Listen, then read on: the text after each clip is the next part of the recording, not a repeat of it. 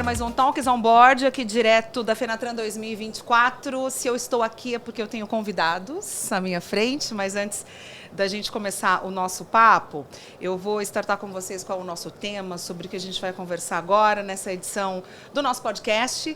Bom, o setor automotivo é um dos pilares da economia global, movimentando aí trilhões de dólares todos os anos e gerando milhões de empregos também.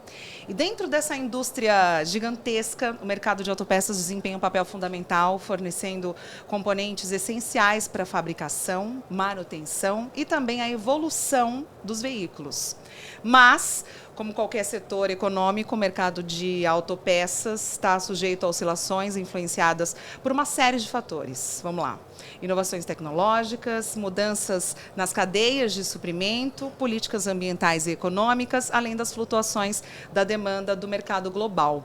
E aí, neste episódio, a gente vai explorar o cenário atual da economia e do mercado de autopeças, entender como é que as empresas estão se adaptando às mudanças nas regulamentações, como as dinâmicas do comércio global e da inovação tecnológica estão moldando o futuro do setor. A gente já falou muito sobre isso aqui. Vamos discutir aqui nesse episódio do Talks on Board como as autopeças estão lidando com o impacto das crises globais, o aumento dos custos de produção e como é que a gente enxerga aí o futuro desse mercado tão competitivo. Sem mais delongas, vamos agora chamar aqui os Carlos, que são os nossos convidados nesse episódio. Vamos conversar com o Carlos Cavalcante, que é assessor de economia da Sindipeças. Carlos, bem-vindo. Obrigado, Juliana. Uma boa tarde para todos. Muito grato por estar aqui, podendo participar desse podcast. Vamos lá agora com o outro Carlos. É bom que apresentador errar nome hoje não existe a menor possibilidade. Também Carlos Eduardo dos Santos Silva, é da casa, é gerente comercial da Yost Brasil. Carlos, bem-vindo. Obrigado, boa tarde. Então vamos lá, que agora eu vou sugar vocês aqui nesse nosso programa de hoje. Vamos começar falando de cenário econômico? Vamos lá. Carlos, como é que você descreveria o impacto das recentes flutuações econômicas globais e nacionais no mercado de autopeças? Então, Juliana, eu acho que, assim, de uma forma geral, para todos os setores, isso não é só específico ao setor de autopeças, previsibilidade é a palavra de ordem. Não dá para imaginar um cenário econômico sem previsibilidade, onde as empresas possam tomar decisões de investimento, decisões de contratação, ou o que quer que seja, sem isso. Então, essas oscilações evidentemente afetam, criam determinados gargalos, certos constrangimentos, mas tem uma coisa que a gente não pode esquecer, né? O Brasil nunca foi para amadores. Não.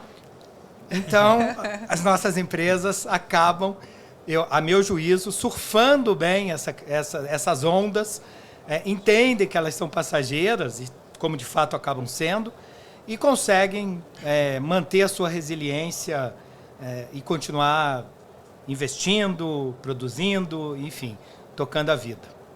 Muito bem. E de que forma, para os dois, Carlos, vocês acham que a inflação e o aumento dos custos aí de produção afetam na competitividade das empresas de autopeças? Por favor. Eu falo? Tá bom. Então, de novo, vale lembrar o seguinte: para um país como o nosso, que enfrentou cenários de hiperinflação, ou pelo menos muito próximo disso, na verdade gerou um coletivo de executivos que, em verdade, conseguem transitar por um mundo onde, por situações, né, de aumento ou redução de preço, momentos de maior inflação, talvez com muito mais tranquilidade do que um executivo lá de fora que está acostumado a viver com uma inflação de, sei lá, 1% ao ano, 2% ao ano, coisa que a gente nunca viu aqui no Brasil, mas que, evidentemente, desde o Plano Real, do famoso Plano Real, a gente começou a ter uma certa estabilidade monetária, uma estabilidade inflacionária. Eu acho que, assim, ela cria dificuldades momentâneas, mas ela não é fator impeditivo para as decisões que as empresas precisam tomar. As empresas continuam tomando decisões, obviamente, racionais, mesmo convivendo com momentos desse tipo, e, efetivamente, o pessoal sabe como lidar com isso. Caixa sagrado, em momentos de crise, vamos proteger o caixa e vamos seguir. Exatamente o que você falou. A gente aprendeu a viver dessa forma, né? Aprendeu, né? Trabalhar dessa forma. Ah, Você falou de fora, aqui no Brasil, né? Hoje eu trabalho aqui, tive uma experiência como executivo um tempo na Europa, exatamente como você falou, né? Um mercado mais estável, mais controlado, mas que, porém, tem mudado também, né? A Europa mudou, sem dúvida. né?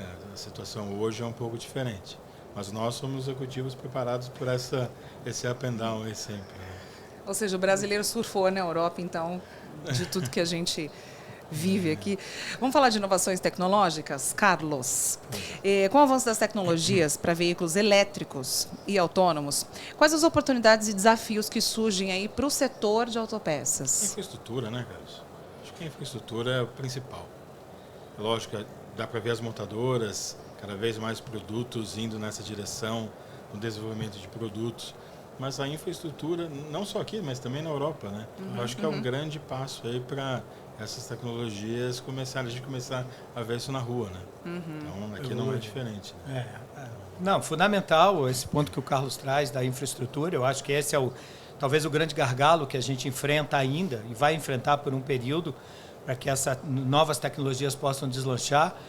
Agora, é importante dizer o seguinte, né? A nossa indústria, a indústria de autopeças brasileira, ela tem plena capacidade para poder atender esse novo mundo que vem chegando, certo? Ou seja, as oportunidades que já estão surgindo e que vão aparecer aí no decorrer dessa trajetória, eu não tenho dúvida que a gente vai conseguir ocupar esses espaços e atender essas oportunidades sem nenhum assombro. Temos tecnologia, temos pessoas boas, né? Com certeza. Então, com certeza. E como é que as novas regulamentações ambientais e tecnológicas têm influenciado nessa estratégia de inovação nas empresas de autopeças? Olha, vou te falar que a gente tem tido... Eu acho que assim, a cada ano que passa, a gente se surpreende cada vez mais. Por que eu estou dizendo isso? Nós fizemos uma enquete recentemente, uma pesquisa, né? Para justamente abordar esse tema junto às empresas de autopeças que têm relacionamento lá conosco, com o Sindipeças. E a gente percebeu o seguinte, essa foi a segunda ou terceira edição da pesquisa. E a cada ano que a gente faz essa pesquisa, a gente percebe uma adesão maior das empresas, sobretudo olhando para essa questão da sustentabilidade como uma pauta já incorporada e entendendo que inovação é o caminho para você poder sobreviver nesse mundo que se avizinha ou nesse mundo que se apresenta. E aí a gente percebe o seguinte, vou dar um número.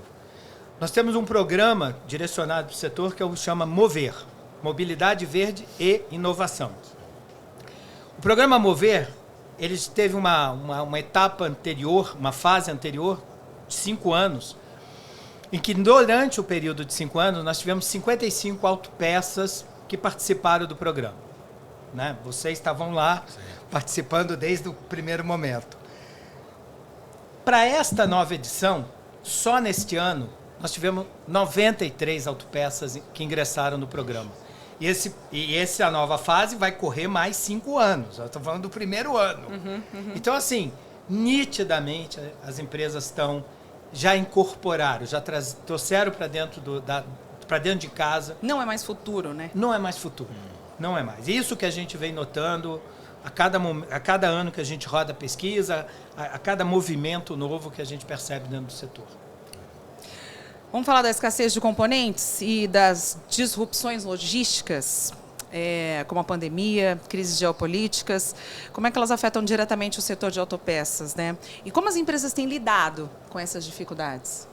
Sem dúvida, a questão logística é sempre um ponto de cuidado, né? Por isso a importância do desenvolvimento de tecnologias locais, né? Essa questão de poder operar localmente é importante. Acho que as montadoras, todos os fabricantes de veículos comerciais sempre buscam isso. Então, voltando ao tema, né? Busca a tecnologia como uma solução local. Então, isso é essencial e que nos ajuda muito nesse tema, né? Com certeza. Logística é um dos problemas que se insere no chamado custo Brasil. Né? Esse talvez seja um dos principais. Claro, eu acho que o primeiro deles é a questão tributária. que em parte a gente talvez consiga endereçar, pelo menos mitigar um pouco esse problema com a reforma tributária, que está aí nas fases finais, né, de aprovação no Congresso. Mas a logística é um problema. Só que tem uma coisa, né, Juliana, que a gente tem que pensar o seguinte: um país de dimensões continentais como o Brasil, que optou pelo modal rodoviário, tem que achar soluções de um jeito ou de outro. Quando você imagina que sai carga do Rio Grande do Sul e vai até Manaus, no polo industrial de Manaus, você fala, gente, qualquer coisa que venha pelo caminho, a gente vai resolver. Tudo certo. A gente vai achar a solução. Então, é uma questão que preocupa, as empresas certamente têm esse olhar atento para esse tema, mas eu acho que a gente tira a carga, gente, lá do Centro-Oeste e bota aqui nos portos, por rodovias ou estradas que não tem nem asfalto. Então, eu acho que assim, olha, pode mandar que a gente toma no café da manhã. Tá tudo certo, né? Tudo certo. Mas vem desenvolvendo, né, cara?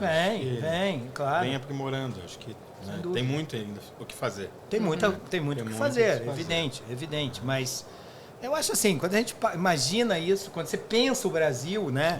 E pensa, como é que esses caras tiram carga do Centro-Oeste, manda a carga para Manaus e funciona. Claro que o custo aumenta, claro que tem uma série de fatores que poderiam ser mitigados, mas a gente acha a solução, pode ter certeza. Mas o que as empresas têm feito aí para fortalecer e otimizar a sua cadeia de suprimentos e logística frente a essas incertezas todas globais? Olha, eu acho que uma das coisas que a gente observa, primeiro, evidentemente, é fortalecer isso que o Carlos falou, fortalecer esse conhecimento, esse desenvolvimento tecnológico, e o programa Mover vai nessa direção, ele atende a esse aspecto. E acho que, para além disso, um dos aspectos que a gente vem observando também é a questão da localização. Ou seja, você trazer para perto de você essa cadeia. Tá? A história do reshoring, ou o nome que queira dar, ela não é um mito, ela não é uma fantasia, ela é fato. A gente aprendeu na pandemia que ter um fornecedor do outro lado do planeta pode dar ruim. Não funciona. Como diz a galera, pode dar ruim. Então, essa coisa é muito marcante. O México tem se beneficiado muito, mas eu acho que o Brasil também está ingressando nessa situação de poder trazer para perto, né, os fornecedores para aquilo que a gente não tem produção local. E onde dá, fazer a produção acontecer aqui. Carlos Eduardo, 2 Carlos aqui hoje, um Sim de Peças, um Yoshi. Para não dar ruim, vamos falar de estratégia de mercado? Como é que vocês enxergam a relação entre a demanda por veículos comerciais e o crescimento do mercado de autopeças no futuro próximo? Olha, eu diria que... Bola de cristal, cara. Bola de cristal, mas assim, vamos lá, vamos pensar assim, vamos trazer aquilo que está mais perto da gente. Tá aí, ó, a feira está mostrando um pouco o que a gente espera do futuro. Exatamente. Tá certo? Eu acho que se a feira está tão intensa, com presença de tanta gente e os negócios acontecendo, é sinal de que as coisas devem caminhar positivamente. E é o que a gente espera que aconteça. Quer dizer, a gente precisa construir um cenário, por um conjunto de fatores, tem muita coisa para fazer, mas a gente tem que trazer esse ambiente de negócio, precisa se sustentar numa condição melhor, para que tenhamos muitas Fenatrans acontecendo igual a essa que a gente está presenciando. E olha a tecnologia que a gente está mostrando aqui, Sim. Os investimentos das empresas, né, os novos produtos, né, os veículos comerciais, caminhões, implementos. Então, é um investimento. Né? Então, com certeza. As empresas acreditam no Brasil, acreditam no futuro, acreditam no nosso mercado. Então, sem dúvida, o futuro promissor. Né? Os serviços logísticos cada vez melhores, gerenciamento, né, dos serviços logísticos, grandes empresas no mercado. Então, é uma tendência muito boa. Um podcast bem otimista hoje aqui. Quando eu entrei aqui, me disseram que iam ser só sorrisos aqui dos Carlos. Agora, ainda falando do futuro, quais são as principais tendências que você vê influenciando o mercado de autopeças nos próximos anos? Você quer começar essa, Carlos? Tendência econômica, tendência de tecnologia. Quais são as principais? Poxa vida. A gente está vendo bastante, o transporte rodoviário continua sendo o mandatório, carro-chefe aqui no Brasil, né?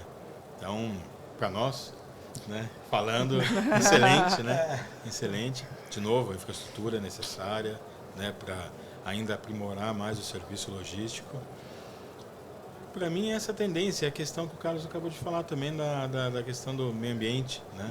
Tecnologia, meio ambiente, a questão do TCO, né? De cada vez mais aprimorar essa questão de investimento e retorno. Então, isso é o que está presente no nosso segmento, né? E agora, falando da Sindipeças, também da Yost, quais iniciativas as empresas já têm adotado aí para combinar sustentabilidade com o crescimento econômico do setor? Eu acho que, assim, vou começar essa, hein, Carlos? Por favor. Eu acho que tem um aspecto que até se encaixa um pouco na pergunta anterior, Juliana, que é o seguinte: eu acho que a gente está numa toada muito clara de voltado para uma trilha de descarbonização. Essa é a questão que envolve hoje o setor automotivo como um todo. E, evidentemente, especificamente aí falando da indústria de autopeças, ela está engajada, enfiada nisso, com muita força. É claro que com algumas dificuldades, é claro que a gente ainda tem muito a percorrer, mas não há quem diga, ou melhor, não há quem contraria a ideia de que o potencial que o Brasil tem no âmbito da descarbonização, por ter uma matriz energética absolutamente limpa, por ter potencial para produzir hidrogênio verde, azul, do jeito que quiser, por todas essas alternativas tecnológicas, a gente sabe que esse envolvimento da indústria de autopeças vai ser crescente.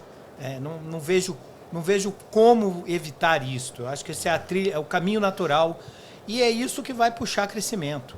E é isso que vai puxar crescimento para a gente aqui e talvez, se a gente tiver chance, se aproveitar esse momento lá fora. Lá fora. Crescimento sustentável. Sustentável. Absolutamente sustentável. Então, mesmo a gente, né, por muito tempo, está pensando que é um lance futuro, mas a gente pode dizer, então, que as empresas estão preparadas para atender essa nova demanda. Estão se preparando, eu diria. Elas estão se encaminhando para atender essa nova demanda. Nós temos exemplos, por exemplo, de empresas locais que já trabalham em parceria, naturalmente, para fazer, por exemplo, bateria para veículo elétrico. Tá certo? Uma coisa que, a princípio, era uma exclusividade, digamos assim, da China ou de alguns outros países que têm o domínio dessa tecnologia. Eu te falo que em 5 anos nós vamos ter essa... 5 é a minha estimativa, pode ser menos. Nós vamos ter essa tecnologia com domínio local, entendeu? Porque nós temos os minerais necessários, nós temos a possibilidade de fazer esse desenvolvimento. A gente precisa se assenhorar da tecnologia que envolve esse tipo de produto, mas a gente vai conseguir. Então, assim, e aí vale para tudo mais que eu mencionei, para todas as novas tecnologias de propulsão. Economia não podia faltar, já que o setor automotivo é um dos pilares aí da economia global. Conversamos com o Carlos Cavalcante, que é assessor de economia da Sindipeças, também Carlos Eduardo dos Santos Silva, da Yost Brasil. Meninos, obrigada pela presença de vocês aqui nessa edição do nosso podcast. Legal. Que volta a qualquer momento aqui com mais personalidades dessa Fenatran 2024. Obrigada, meninos. Muito obrigado. Obrigado. Bora pro café. Vamos lá. Isso aí. Até a próxima, gente. Valeu. Obrigado.